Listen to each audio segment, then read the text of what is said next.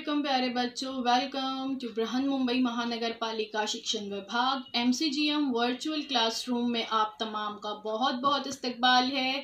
और जैसे कि आपको पता है कि स्कूल्स हमारे फिलवक्त बंद हैं, लेकिन तालीम का सिलसिला रुका नहीं है, थमा नहीं है। और जो है हम आपके सामने रोज़ ब रोज़ जो है नए नए लेक्चर्स के साथ जो है हाजिर होते हैं। तो वैसे ही आज का हमारा एक नया इंटरेस्टिंग सेशन लेकर हम आए हैं आपके साथ, और मैं हूं आपकी मौलमा शेख ज़रीन सबा। तो चलिए शुरुआत करते हैं हमारे आज के सेशन की। तो चलिए देखते हैं हमारा आज का टॉपिक बृहन मुंबई महानगर पालिका शिक्षण विभाग की पेशकश जौहर की अंदरूनी साख्त इनसाइड द एटम। आपकी टेक्स्ट बुक का चैप्टर नंबर 5 है ये जौहर की अंदरूनी साख्त, और ये हम उसका पार्ट 2 देख रहे हैं। पार्ट 1 हमारे यूट्यूब चैनल पर अवेलेबल है, अगर आप चाहें तो वहां से उसे देख सकते हैं।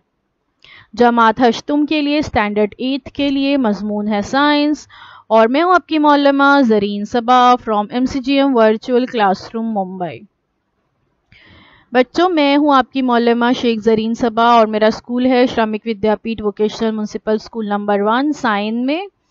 तो हमने ये सबक आज जो है पिछली दफ़ा शुरू किया था। आज हम इसका पार्ट 2 देखने से पहले कुछ सवालात देख लेते हैं, ताकि पिछला जो हम एक हिस्सा कर चुके हैं उसका एक रिवीजन हो जाए।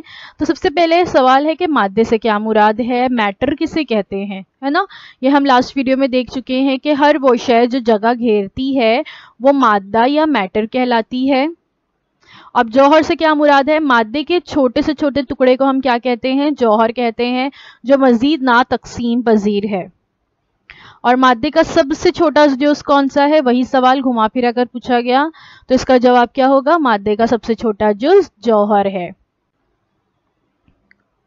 अब आपकी टेक्स्ट बुक का एक क्वेश्चन है जोड़ियां लगाइए। ये हम लास्ट टाइम हल कर चुके हैं, इसलिए ये आप आसानी से कर सकते हैं। प्रोटॉन जो है क्या होते हैं, हम ये देख चुके हैं कि जौहर के अंदर 3 तरह के ज़र्रात पाए जाते हैं, प्रोटॉन, इलेक्ट्रॉन्स और न्यूट्रॉन्स। तो प्रोटॉन पर कौन सा बरकी बार होता है, प्रोटॉन होते हैं मस्बत बारदार ज़र्रात, इलेक्ट्रॉन्स होते हैं मनफी बारदार ज़र्रात, और न्यूट्रॉन जो है वो मोतदिल होते हैं, इन पे किसी भी तरह का बार नहीं होता। इतना हम लास्ट टाइम देख चुके थे।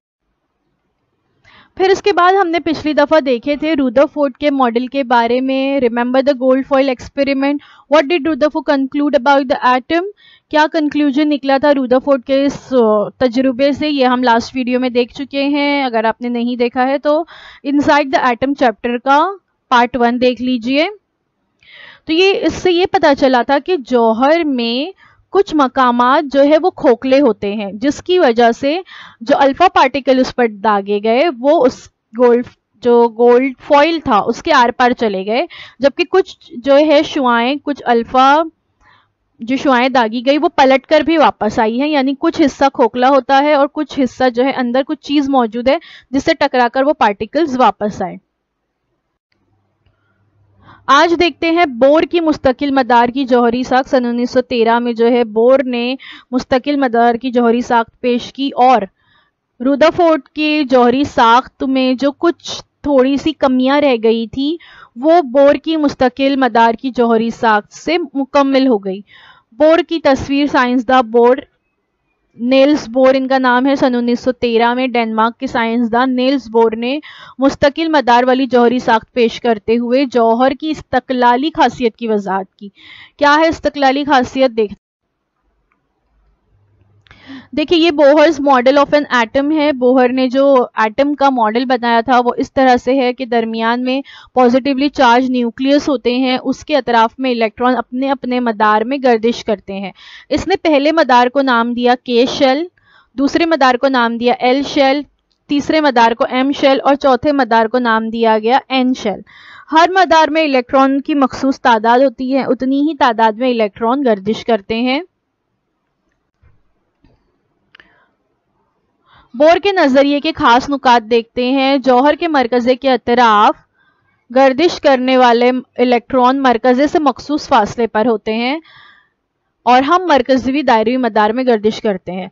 अब बोर ने जो नजरिया पेश किया, कुछ जो है इंपॉर्टेंट पॉइंट्स हम यहाँ पे देख रहे हैं। सबसे पहला पॉइंट है कि जौहर का जो मरकजा होता है दरमियान में मजबूत बारदार मरकजा होता है, क्योंकि जौहर में दरमियान में प्रोटॉन मजबूत बारदार मौजूद होते हैं और उसके साथ में न्यूट्रॉन मौजूद होते हैं जिसपे कोई बरकी बार नहीं होता। ठीक है, तो ये जो मजबूत बारदार जो जौहर है उसके अतराफ अपने अपने हम मरकजी दायरवी मदार में, यानी वो जो न्यूक्लियस है उसको अगर हम मरकज मान ले तो उसके अतराफ अगर हम दायरे खींचते जाएं तो जो दायरे बनते जाएंगे वो एक एक जो है मदार होगा।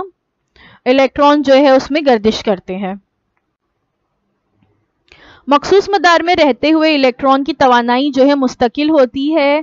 जब इलेक्ट्रॉन्स कोई मखसूस मदार में होते हैं जिसको इसने शेल नाम दिया, खॉल के, खॉल एल, खॉल एम, खॉल एन, इंग्लिश में जो है खॉल इसको शेल्स कहते हैं, K shell, L shell, M shell, N shell.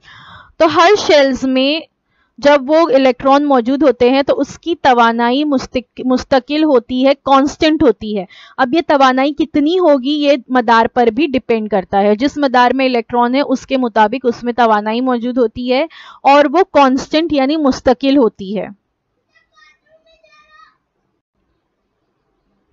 Electron अंदरूनी मदार से बाहर के मदार में छलांग लगाते वक्त फर्क के मुताबिक ही तवानाई जज्ब करते हैं और बाहरी मदार से अंदरूनी मदार में आते वक्त भी फर्क के मुताबिक ही तवानाई का इखराज करते हैं। देखिए इलेक्ट्रॉन्स जो है अब क्या करते हैं, अंदरूनी मदार से बाहर के मदार में छलांग लगाते हैं। तस्वीर में आप देख सकते हो। तो जब ये अंदर से बाहर की जानिब जाते हैं तो ये तवानाई जज्ब करते हैं। ठीक है, तीर का निशान बताया जा रहा है अंदर की तरफ, यानी तवानाई जज्ब हो रही है। और जब ये बड़े मदार से छोटे मदार में आते हैं तो तवानाई उस वक्त जो है खारिज होती है। क्योंकि जो छोटा मदार होता है उसमें जो तवानाई की कैपेसिटी है उस मदार की वो कम होती है, इसलिए बड़े मदार में जाते वक्त इलेक्ट्रॉन को मजीद तवानाई की जरूरत होती है, तो वहां तवानाई जज्ब होती है। लेकिन जब बाहर के मदार से अंदर के मदार में जो है इलेक्ट्रॉन्स आते हैं तो अंदर के मदार के जो इलेक्ट्रॉन्स हैं उस मदार की तवानाई की खुसूसियत कम होती है। ठीक है, तो इसलिए वहां आते वक्त वो तवानाई का इखराज करते हैं इलेक्ट्रॉन्स। देखिए यहाँ पे बताया गया है नील्स बोर्स इलेक्ट्रॉन ऑर्बिट सन 1913 में पेश किया गया ये नजरिया। Bohr revise the atomic theory to include these points. कौन से पॉइंट इंक्लूड किए गए इसमें? Each orbit can hold a maximum number of electrons, 2 in the first orbit, 8 in the second and 8 in the third. ठीक है, यानी हर orbit की इलेक्ट्रॉन की कैपेसिटी जो है अलग अलग होती है। पहले ऑर्बिट में हमेशा 2 इलेक्ट्रॉन्स होंगे, दूसरे में 8। Electrons can jump from orbit to orbit, they release energy as they light when they jump from higher to lower orbits. Electrons जो होते हैं वो जंप करते हैं एक दूसरे से, एक ऑर्बिट से दूसरे ऑर्बिट में, और हम देख चुके हैं कि इस दौरान या तो तवानाई जज्ब होती है या तो तवानाई खारिज होती है। Each electrons in an orbit has a specific amount of energy. जैसे मैं बता रही थी कि हर इलेक्ट्रॉन को जो उसका मदार होता है उस मदार के मुताबिक कुछ खास अमाउंट ऑफ एनर्जी जो है उसमें मौजूद होती है। The further the electron is from the nucleus the higher its energy. Electron जो है जितने न्यूक्लियस से दूर होंगे उतनी ज्यादा एनर्जी उसमें ज्यादा होगी। यानी जो सबसे लास्ट वाला शेल होता है उसमें एनर्जी ज्यादा होगी, पहले वाले शेल में एनर्जी कम होगी। देखिए ये बोहर का एटॉमिक मॉडल है। यहाँ पर नाइट्रोजन का एटम बताया गया है। नाइट्रोजन एटम में आप देख सकते हैं दरमियान में प्रोटॉन्स है मस्बत बारदार और न्यूट्रॉन्स मौजूद होते हैं जिन पे कोई बार नहीं होता, और उसके अतराफ में इलेक्ट्रॉन्स जो होते हैं वो अपने ऑर्बिट में गर्दिश कर रहे होते हैं।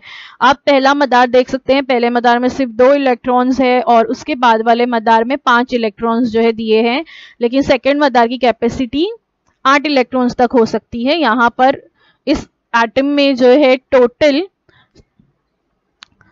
7 इलेक्ट्रॉन्स है, तो पहले 2 इलेक्ट्रॉन पहले मदार में और 5 इलेक्ट्रॉन्स जो है वो दूसरे मदार में मौजूद होते हैं। देखिए घरेलू गैस के चूल्हे के नीले शोले में नमक के जर्रात डालने पर उसकी जगह पर हमें पीला शोला नजर आता है। देखिए हमारे घर में गैस का बर्नर मौजूद होता है, सबको पता है ना। तो जब हम इसको गैस को ऑन करते हैं तो हमें वहां पे नीला शोला नजर आता है। लेकिन कभी कभार ऐसा होता है कि किसी वजह से अगर हमारे हाथ से नमक उस बर्नर पर गिर जाए, नमक में क्या होता है सोडियम क्लोराइड के जर्रात होते हैं, तो जब अगर नमक गिर जाता है तो वो शोला जो है वो हमें पीला नजर आता है। नीचे वाली तस्वीर में आप देख सकते हो, है ना। तो कभी आपने ये सोचे कि ये पहले नीला था, नमक गिर गया तो ये पीला क्यों हो गया? या बिल्कुल वैसे ही अक्सर हम घर में, अगर आपकी अम्मी कुकर में दाल उबाल रहे हैं या कोई और चीज कुकर में पक रही है और अगर उसका पानी उससे बाहर आ जाता है और बर्नर पर गिरता है, तब भी हम देखते हैं कि वो जो पानी गिरने की वजह से जो उसके शोले थे उसका रंग तब्दील हो गया, वो येलोइश हो गए। तो ऐसा क्यों होता है? बिल्कुल वैसे ही रास्तों के किनारों पर सोडियम लाइट की रोशनी हमें पीली रोशनी नजर आती है।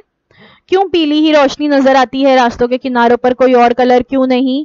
ये तमाम जो एग्जाम्पल थी, इसमें सोडियम जौहर में इलेक्ट्रॉन तवानाई जज्ब करके बाहरी मदार में जाते हैं और अंदरूनी मदार में छलांग लगाकर वापस आने में तवानाई खारिज होती है। सोडियम जौहर के इन दो मदारों में तवानाई का जो फर्क है वो मुस्तकिल यानी कांस्टेंट ही रहता है।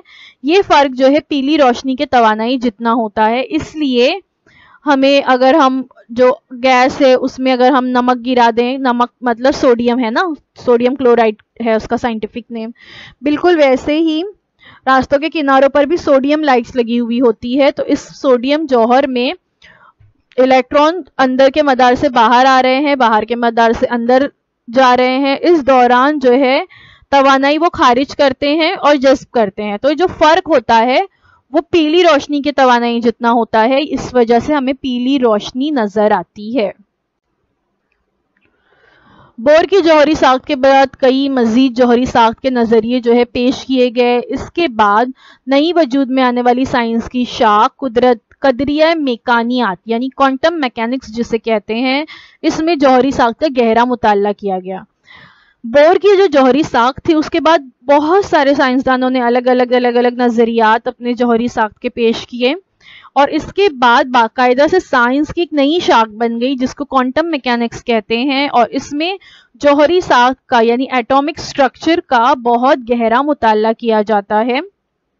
अगर कुछ बच्चे आगे की जमातों में साइंस एज अ सब्जेक्ट लेते हैं 11th-12th में, या उसके बाद आप लोग जो है फिजिक्स अगर सब्जेक्ट लेते हैं, तो उसमें क्वांटम मैकेनिक्स जो है बहुत अहम चैप्टर है, बहुत अहम चीज़ है। और बाकायदा से अगर कोई इंजीनियरिंग का सब्जेक्ट लेता है तो वहाँ पर क्वांटम मैकेनिक्स में बाकायदा इंजीनियरिंग भी होती है। तो ये बहुत अहम शाख बन गई है साइंस की। जौहरी साख से मुतालिक तस्लीम शुदा कई उसूल अब पेश किए गए और वो जो है अभी हम देखने जा रहे हैं। तो हम अब देख रहे हैं जौहर की साख या एटॉमिक स्ट्रक्चर।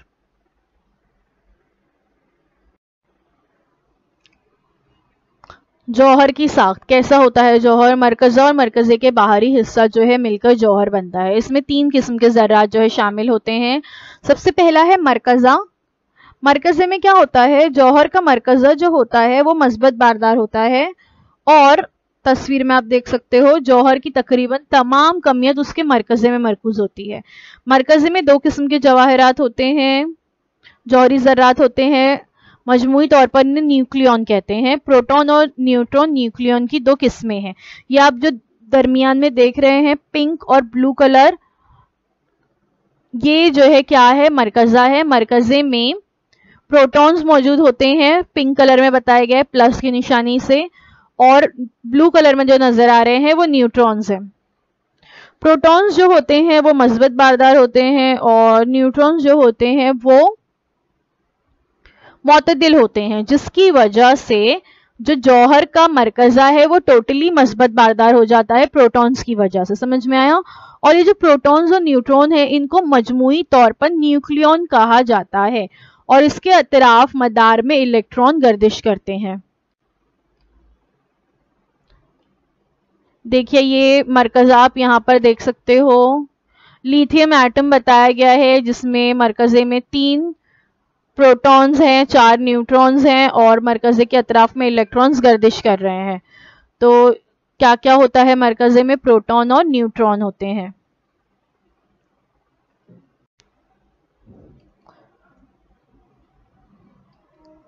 हम देखते हैं अब प्रोटॉन के बारे में। प्रोटॉन मरकज़े में मौजूद मस्बत बारदार ज़र्रा है। मरकज़े पर मौजूद मस्बत बरकी बार जो है वो इसी प्रोटॉन की वजह से होता है, क्योंकि जो न्यूट्रॉन्स इसके साथ में होते हैं वो मुतदिल होते हैं, उन पे कोई बरकी बार नहीं होता, इसलिए प्रोटॉन्स जो है वो हावी हो जाते हैं पूरे मरकज़े पे और पूरा मरकज़ जो है वो मस्बत बारदार बन जाता है। प्रोटॉन को अलामत T से जाहिर किया जाता है। हर प्रोटॉन पर मस्बत बार +1 E होता है और 1 E कितना होता है 1.6 ज़र्ब 10 की कुव्वत नफी 19 कोलम। ठीक है, यानी ये बरकी बार बहुत छोटा सा, हम कह सकते हैं बहुत कम होता है। इसलिए अगर मरकज़े पर कुल मस्बत बरकी बार जो है उसको अगर हम इकाई E में जाहिर करेंगे तो इसका तनासुब मरकज़े में मौजूद प्रोटॉन की तादाद के मसावी होगा। ठीक है, यानी मरकज़े में जितने प्रोटॉन मौजूद है उतना ही बरकी बार जो है उस जौहर के मरकज़े में होगा। जौहर के मरकज़े पर प्रोटॉन की जो तादाद है वो उस अंसर का जौहरी अदद कहलाती है। अब जौहर का जो मरकज़ा होता है उसमें प्रोटॉन की जो तादाद होती है वो कहलाती है उसका जौहरी अदद, और उसे जो है हम अलामत Z से जाहिर करते हैं।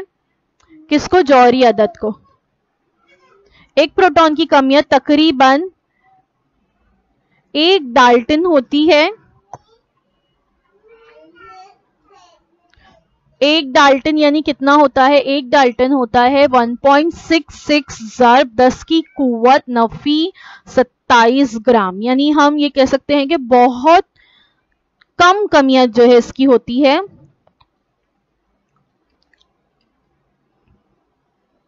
अब देखते हैं जौहरी अदद या एटॉमिक नंबर क्या है।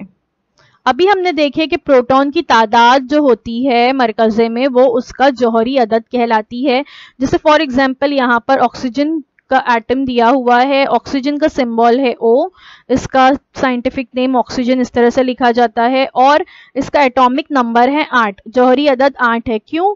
तस्वीर में आप देख सकते हो, क्योंकि जो इसका मरकज़ा है इसके मरकज़े में प्रोटॉन्स की तादाद 8 है, इसलिए इसका जौहरी अदद 8 होगा।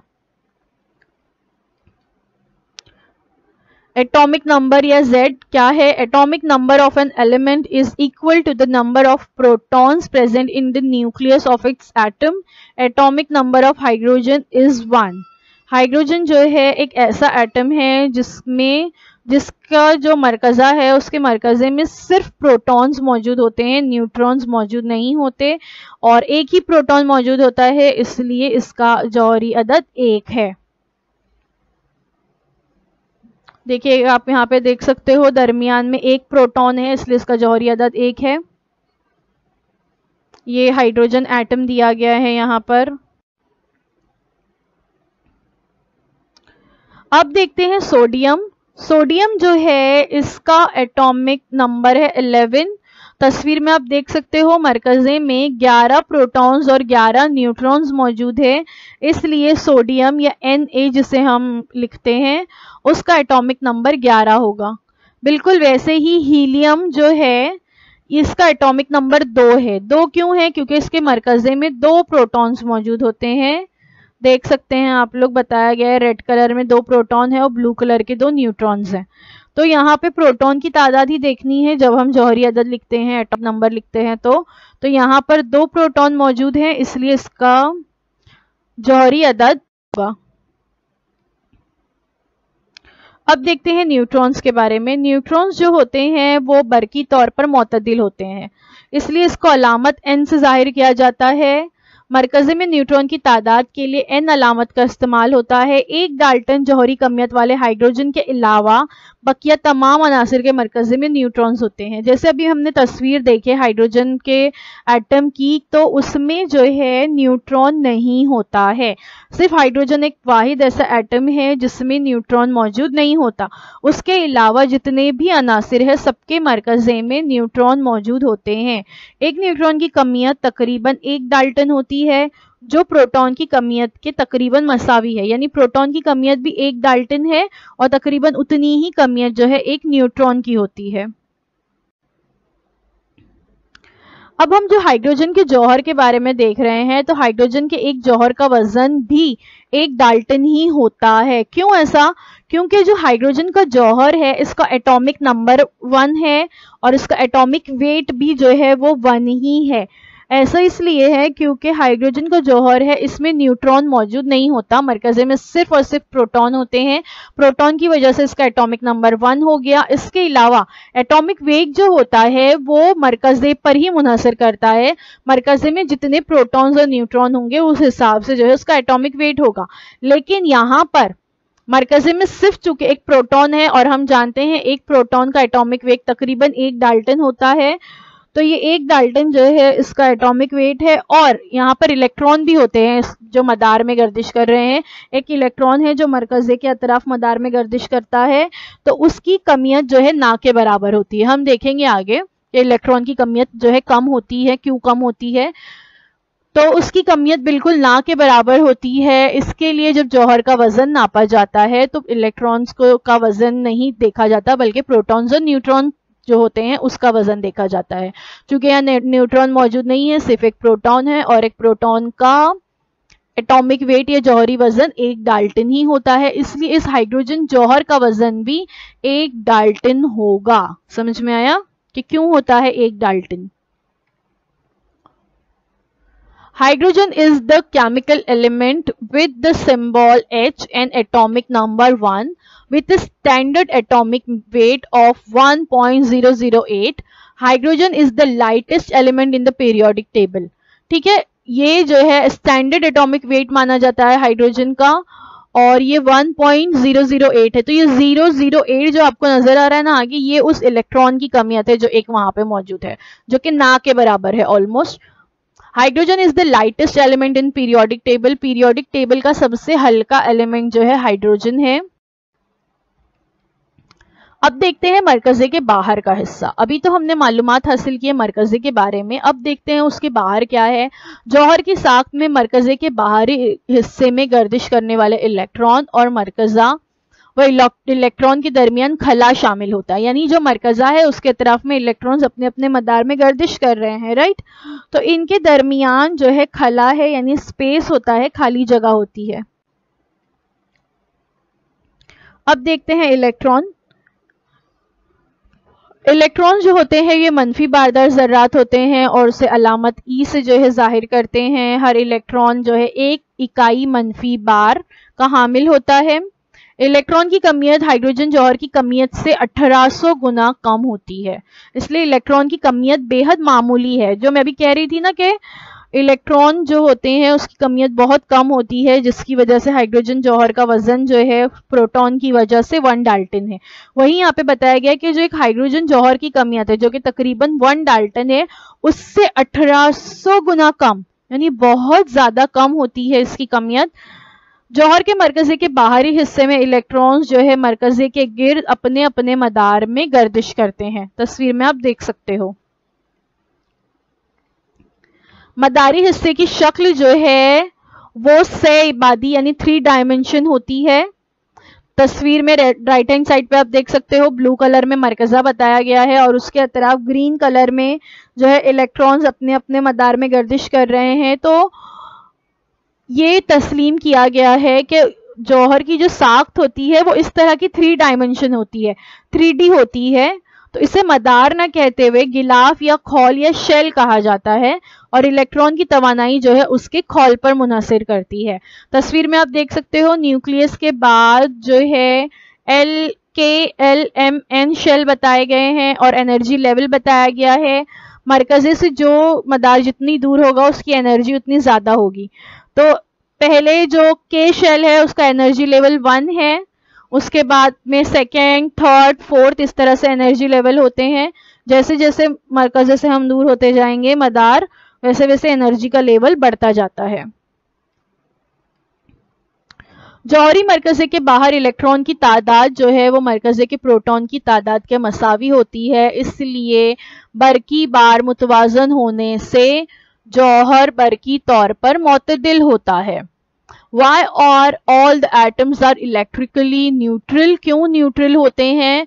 Most atoms are electrically neutral, meaning that they have an equal number of protons and electrons. ठीक है, जितने प्रोटॉन्स होते हैं उतने ही इलेक्ट्रॉन्स होते हैं, जिसकी वजह से the positive and negative charge cancel each other out. Positive और निगेटिव चार्ज एक दूसरे को कैंसिल कर देते हैं। Therefore the atom is said to be electrically neutral, जिसकी वजह से एटम को इलेक्ट्रिकली न्यूट्रल या मुअत्तदिल कहते हैं। क्योंकि देखिए दरमियान में मरकज़े में है प्रोटॉन मस्बत बरकी बार, न्यूट्रॉन पे कोई बरकी बार नहीं है, और इलेक्ट्रॉन है मनफी बरकी बार। तो जितने प्रोटॉन्स होते हैं उतने ही इलेक्ट्रॉन्स होते हैं, इस वजह से जौहर जो है वो मुअत्तदिल होता है। तस्वीर में जो है बेरिलियम का एटम बताया गया है, 4 प्रोटॉन्स होते हैं इसमें और 4 इलेक्ट्रॉन्स होते हैं, इसलिए ये न्यूट्रल होगा जौहर बेरिलियम का। Each proton has a mass of 1 and a positive charge. देखिए अभी एक जो जौहर की साख जो तस्लीम की गई है पूरे इंटरनेशनल लेवल पर, और आप कहीं पर भी चले जाएं आपको जौहर की साख यही स्ट्रक्चर बताया जाएगा। तो क्या है इसके लास्ट में जो है मेन पॉइंट देख लेते हैं कि each proton has a mass of 1 and positive charge. Proton का जो है मास 1 डाल्टन होता है और उस पे पॉजिटिव चार्ज होता है। Each neutron has a mass of 1 and no charge. Neutron जो है उसकी कमियत भी 1 होती है लेकिन उस पर कोई चार्ज नहीं होता। और each electron has negligible mass and a negative charge. अब ये जो इलेक्ट्रॉन्स होते हैं ये उसका मास या कमियत हमने देखे कि निग्लिजिबल है, बहुत कम होती है कि हम उससे नजरअंदाज कर सकते हैं, और इस पर नेगेटिव चार्ज होता है, मनफी बरकी बार होता है। आइए दिमाग पे थोड़ा सा जोर देते हैं जो हमने अभी सीखे। तो जरा सोचिए कि जौहर में कितने किस्म के जौहरी ज़रात पाए जाते हैं? 3, है ना। जौहर में 3 किस्म के जौहरी ज़रात पाए जाते हैं, प्रोटॉन, न्यूट्रॉन और इलेक्ट्रॉन्स। अगला सवाल कि कौन से जौहरी ज़रात बरकी बारदार हैं? 3 ज़रात हैं, उसमें से सिर्फ 2 ही बरकी बारदार होते हैं। एक है प्रोटॉन जिसपे मस्बत बरकी बार होता है, और एक है इलेक्ट्रॉन जिसपे मनफी बरकी बार होता है। मरकज़े में कौन कौन से जौहरी ज़रात होते हैं? अब मरकज़े में कितने जौहरी ज़रात होते हैं? सिर्फ 2, प्रोटॉन्स और न्यूट्रॉन्स। मरकज़े के गिर्द गर्दिश करने वाले इलेक्ट्रॉन कहाँ होते हैं? तो कहाँ होते हैं ये इलेक्ट्रॉन्स? अपने अपने शेल में या अपने अपने खौल में होते हैं। एक छोटी सी सरगर्मी है आप लोगों के लिए कि आपके घर में अगर पुरानी सीडी, गुब्बारे या गोटियां वगैरह होती हैं, बॉल्स होते हैं, खिलौने होते हैं जिसका शेप गोल है, तो उसका इस्तेमाल करके आप जौहर की साख्त की वजाहत कीजिए। यानी आपको एक छोटा सा एटॉमिक स्ट्रक्चर मॉडल बनाना है, तो आप ये आसानी से कर सकते हैं। तो बच्चों thank you so much for watching. उम्मीद है जो कुछ आज आपको बताया गया वो आपको अच्छी तरह से समझ में आया होगा, और अगर आपके कोई सवालात हैं तो आप कमेंट बॉक्स में हमें ज़रूर पूछिए, हम इंशाल्लाह उनके जवाब देने की पूरी कोशिश करेंगे। अगर आपको हमारा ये वीडियो अच्छा लगा है तो प्लीज़ हमारे वीडियो को लाइक ज़रूर कीजिए। कमेंट बॉक्स में हमें बताइए कि वीडियो आपको कैसा लगता है, और अगर आपकी कोई सजेशंस हैं तो वो भी आप हमें दे सकते हैं।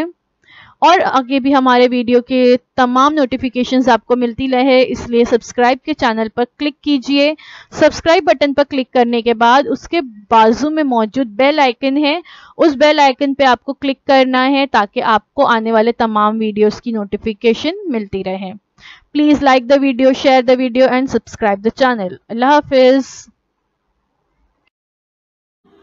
तो बच्चों मुझे उम्मीद है जो कुछ आज आपको पढ़ाया गया वो आपको अच्छी तरह से समझ में आया होगा, और अगर आपको नहीं समझ में आया है तो हमारा ये वीडियो YouTube पर भी अवेलेबल है, आप इसे दोबारा से जो है देख सकते हैं, और अपने साथ जो है अपनी टेक्स्ट बुक ज़रूर रखिए ताकि आपको जो है तमाम पॉइंट्स अच्छी तरह से समझ में आए। तो अब आप लोगों से इंशाल्लाह अगले हफ्ते एक नए वीडियो में मुलाकात होती है। अल्लाह हाफिज़।